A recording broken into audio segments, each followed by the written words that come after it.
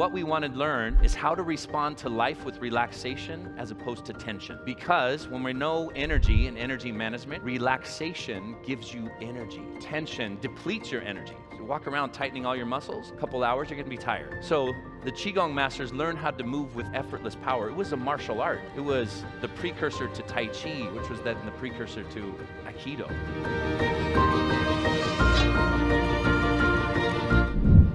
Qigong was called the art of effortless power. So effortless is something that nature does all the time. And Qigong masters from thousands of years ago, they watched the way nature moved. A tree in the wind, a river flowing down the mountain, the clouds across the sky, and they started to move their bodies like nature to develop and cultivate this effortless power within themselves. So the art of effortless power. It was also called the art of preventing disease and prolonging life. Preventing disease and prolonging life. Sounds good, right? It was true prevention because the Qigong masters, the way the medicine worked, it was part of Chinese medicine. The way the medicine worked is that you paid your healthcare practitioner, your acupuncturist, your Qigong master, your herbalist, sometimes they're all one person, as long as you were healthy. It was like a monthly stipend, a membership. It was like, oh, I feel great, pay the next month. As soon as you felt sick or had problems or pain, you're like, hey, you're not doing your job. We're not gonna pay you this month. It's amazing, right? So it was true healthcare. If you got sick, you don't pay.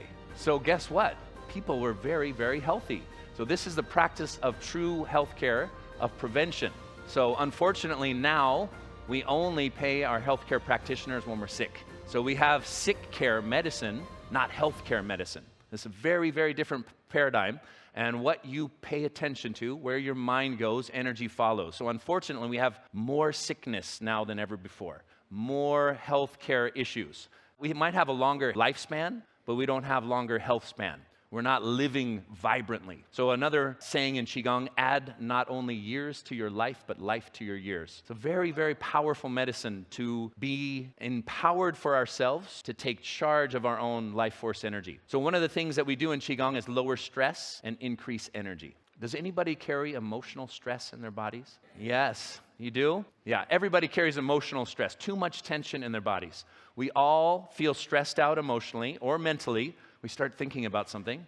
I gotta get on stage after Lisa Nichols. And I was like, oh my God, really? And I start tightening up. Oh, relax, right? So I tell this story to exemplify how we all carry too much tension in your body. You don't have to carry that much tension in your body because you can relax more, right? If you don't carry all that tension in your neck and shoulders, your head will not fall off. It won't, right? And if you're holding too much tension, somehow in our psyche, we think we're controlling the world. And I figured this out when I was on a plane flight. This woman sitting next to me, she was very nervous about takeoff. I could tell because she was sipping on little bottles of vodka.